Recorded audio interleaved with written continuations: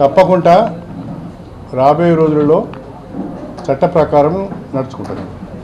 Sir ఇప్పుడు TRS ప్రభుత్వం ఆంధ్రలో వస్తుంది ఏర్పాటు చేసుకుని ఆంధ్ర ప్రభుత్వం వ్యాఖ్యలు చేస్తున్నారు. ఎవరు?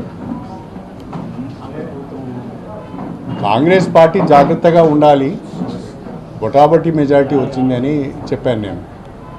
ప్రస్తుతానికైతే ఏం కనిపించదు ఆ ప్రమాదం. కాంగ్రెస్ పార్టీలో సిండేలు ఉన్నారు, జాగ్రత్త రేవంత్ రెడ్డి అయితే హెచ్చరిక జారీ చేశారు. నేను ఇవాళనే వస్తుంది, నాకు ఎట్లా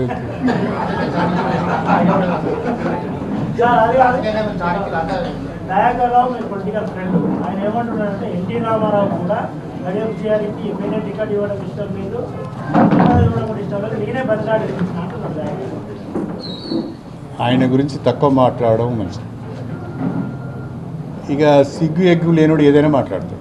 ఆ స్థాయికి నేను అన్ని చంపుకొని మాట్లాడాను. ఆయన ఎక్కడుండండి నాకు ఇక్కడికి ఇచ్చినప్పుడు? ఎక్కడున్నాడండి? ఇప్పుడు సమయం వచ్చినప్పుడు చెప్తా. బీఆర్ఎస్ పార్టీలో ఉండి కేసీఆర్కు మోసం చేయలేక నేను బయటకు వచ్చాను. బీఆర్ఎస్ పార్టీలో ఉండి ఇతర పార్టీలతో స్నేహం చేస్తూ ఆయనకు వెన్నుపోటు విడవలేక మోసం చేయలేక బయటకు వచ్చాను.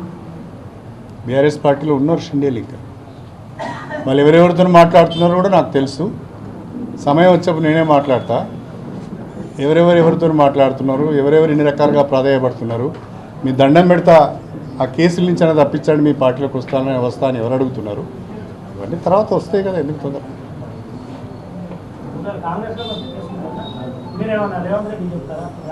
నాకు ఆ స్థాయి లేదు, నాకు ఆ స్థాయి లేదు, నాది ఆ స్థానం కాదు. నేను ఇప్పుడు కాంగ్రెస్ పార్టీలో జూనియర్ నుంచి.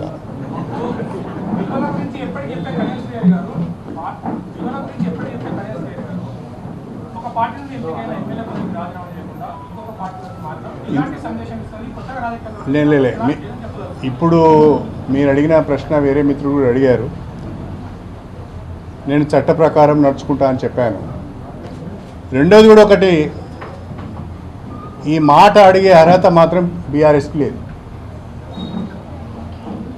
బీఆర్ఎస్ పార్టీకి మాత్రము ఈ ప్రశ్న వేసే హక్కు లేదు.